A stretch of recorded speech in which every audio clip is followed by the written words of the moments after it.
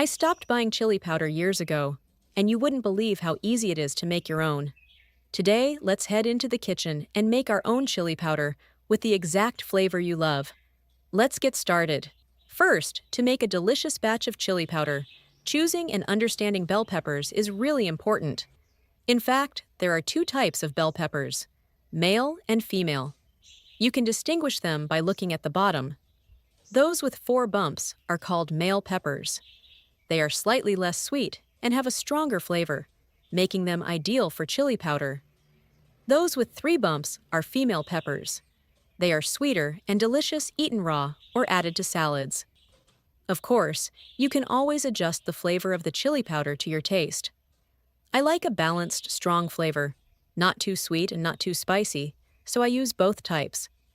I usually take 1 sweet pepper and 2 less sweet peppers to create a homemade chili powder with a balanced and strong flavor.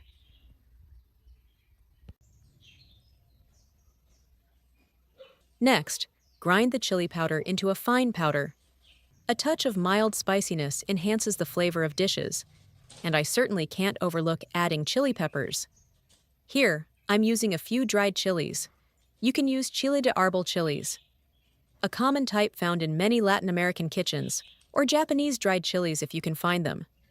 Honestly, any dried chilies you have at home will do. Before using, I always remove the seeds, which tend to make the spice too bitter. And what we really want is the rich, smoky aroma coming from the chilies themselves. After removing the seeds, remember to keep the dried skins for use in the final step. If you prefer a milder paprika and just want the nice color, you can skip this step entirely. That's the beauty of making paprika yourself. You can precisely control the level of spiciness you want. As for me, I like my paprika to have just the right amount of spiciness to make it enjoyable, not too overpowering. But with its pleasantly warm and lingering flavor, it adds rich depth to soups, stews, roasted vegetables, or even a simple scrambled egg. The trick is to start by experimenting with 1 or 2 dried chilies. Then adjust to your taste next time. Once you start doing it this way, you'll see just how customizable and fun homemade paprika can be. Okay, let's start by preparing the bell peppers. First, rinse them and add 1 tablespoon of salt, stirring well with your hand until the salt dissolves. Next, add the bell peppers. Rinse them thoroughly under running water to remove any dirt or pesticide residue.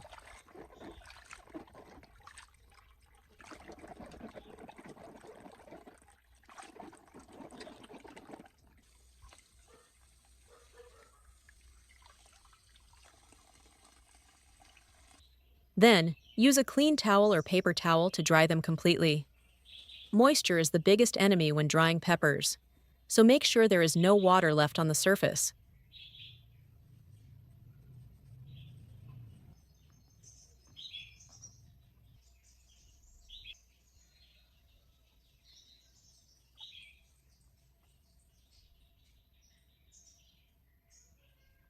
After the chilies have been washed and completely dried, it's time to slice and prepare them for drying.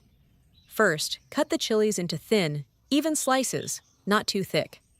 Otherwise, they will take longer to dry, and not too thin. Otherwise, they can burn too easily. Even slices help the chilies dry evenly and give your paprika a smooth, silky texture later. In some places, they are called red bell peppers, while in others, they are called sweet peppers or simply bell peppers. Whatever you call them, they are the soul of chili powder. Homemade powder, and the best part, is that it's homemade, meaning no preservatives, no artificial colors, pure natural flavor right from your own kitchen. When slicing, check carefully to make sure there are no seeds inside. Even a small amount can make the final powder taste bitter. After slicing, place the chilies on a plate. Next, spread the chili slices in a thin layer on a baking rack or tray, making sure not to stack them, otherwise they won't dry evenly.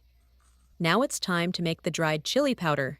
This is the step that turns those thin slices into the base for the rich, flavorful homemade chili powder.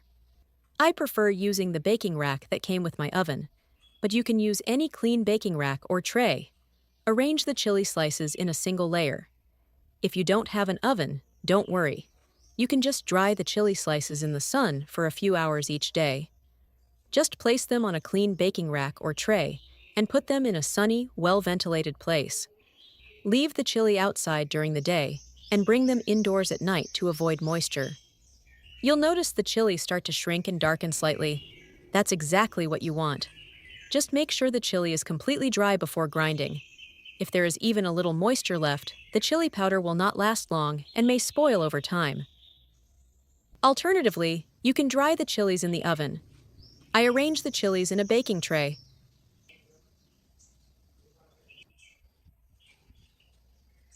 After arranging them, I place the tray inside the oven.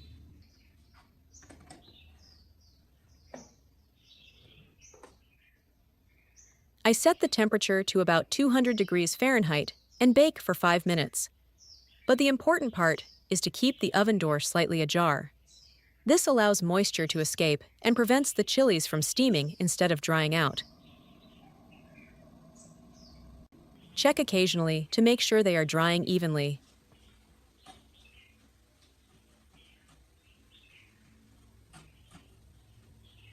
Once roasted, take them out. Don't worry if a few chilies are slightly dark or charred. Those pieces actually add a deeper red color and a wonderful smoky flavor to your chili powder. The secret here is patience. Let them dry completely, and you will have a delicious, long-lasting, and wonderfully vibrant spice. Once the chilies are completely dry, that's when the most fun part comes. Grind them into chili powder. Gather all the dried red chili slices and a few dried chilies you set aside earlier after removing the seeds. Make sure they are crisp and easily broken. That's how you know they're ready to grind. Put all the ingredients into a food processor, spice grinder, or blender.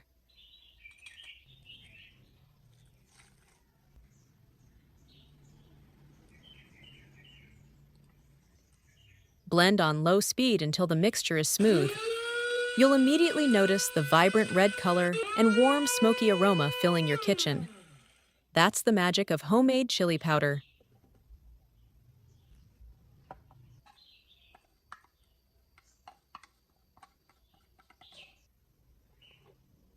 If you want an even finer powder, you can sift it through a fine mesh sieve and grind the larger pieces again. Once finished, take some time to admire your bright red chili powder. It's completely natural and contains no additives, just the true essence of chili, ready to bring color and flavor to everything, from soups and stews to roasted vegetables and homemade spice blends. One more very important step after making chili powder is proper storage. I usually store it in a tightly sealed spice jar, but you can also reuse old spice jars or any small glass containers you already have at home. As long as the lid is tight, it will keep your chili powder fresh for months. Carefully scoop the chili powder into the jar, seal it tightly, and store it in a cool, dry place away from sunlight.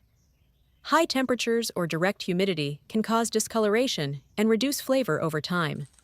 Therefore, it's best to store it in the refrigerator or a pantry.